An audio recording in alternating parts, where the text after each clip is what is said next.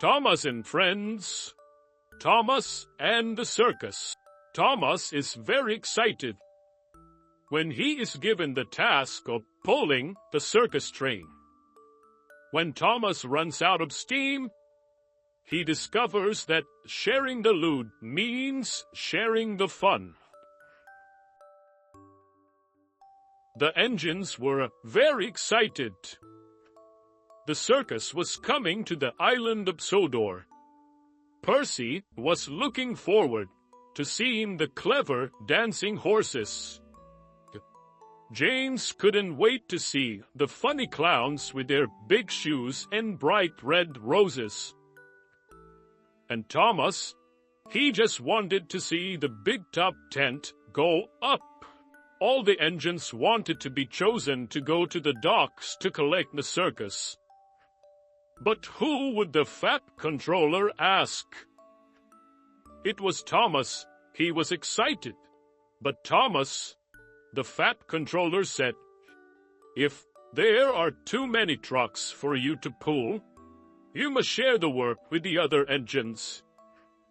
"Yes, sir, I will," said Thomas, and he steamed off happily with Annie and Clarabelle.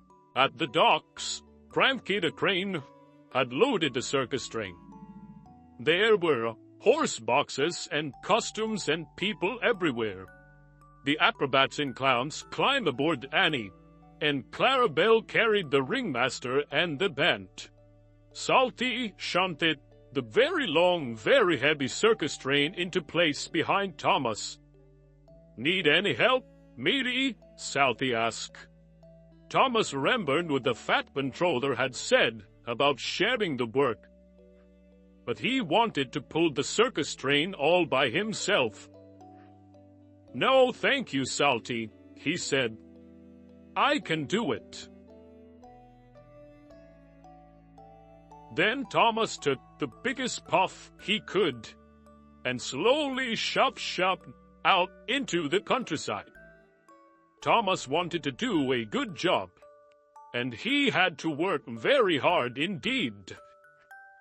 His pistons pumped and his traction rods rattled. But Thomas was so happy that he took no notice. Peep, peep. When Thomas pulled the circus train through Maroon Station, he got a lovely surprise. The platforms were full of people waving and cheering. The circus performers waved back, and the band played each cheerful song. Thomas was so happy that he joined in by blowing his whistle. Peep, peep. When Thomas had to stop at the junction, children lined the bridge to wave and cheer. Peep! Thomas blew his whistle extra loudly for them. Percy shoved alongside Thomas. He really wanted to help. "Is there anything I can take for you, Thomas?" he asked. But Thomas wanted to do everything himself. He was having too much fun on his own to accept help from Percy. "No, thank you, Percy," he said. "I'll do it on my own."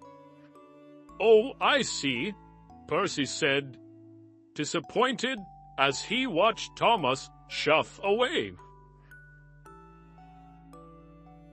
Thomas puffed on and on and on.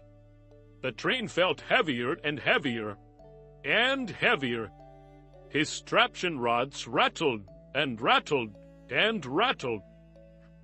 When he stopped at a signal, James was waiting in the siding. His traction rods rattled and rattled and rattled.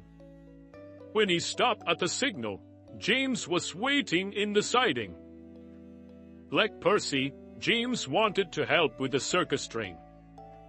"If you uncouple some trucks, I can take them for you," James offered. But Thomas still didn't want any help, even though he was tired. "No, thank you, James," he said. "I can do it on my own." Thomas steamed off again, but the load was heavy, and his axles arched. Every pop was harder, and every shove made him feel more and more tired. When Thomas passed through the next station, he didn't even have enough steam to whistle to the people waiting from the platform. He couldn't manage even one single tiny toot. He was almost out of puff.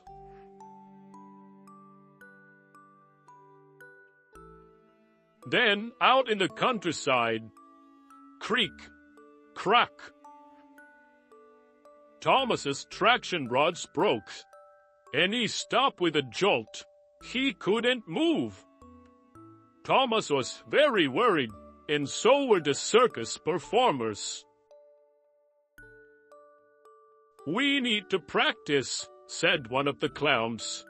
"And the horses need more hay," said the ringmaster.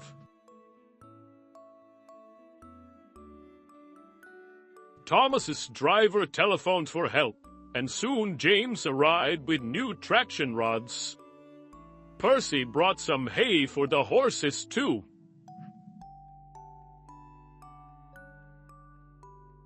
Thomas was very sorry to have caused a delay. "I wanted to keep all the fun to myself," said Thomas, "but now I wish I had shared the work with you." "Never mind. We'll all have fun now," puffed Percy kindly.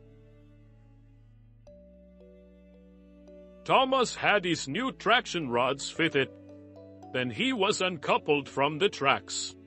Percy and James took the dancing horses and the funny clowns, and Thomas took the band and the big top tent. Then the band started playing and the circus train set off again. Percy was right. Sharing the work was much more fun. Now, when the people waved and cheered, 3 engines blew their whistles. Later on, when the circus had been set up, the engines went to look at the big top tent. "Thank you for helping me," peeped Thomas to James and Percy. "Sharing work is good because it makes the job easier. But sharing fun with your friends is even better." Until next time.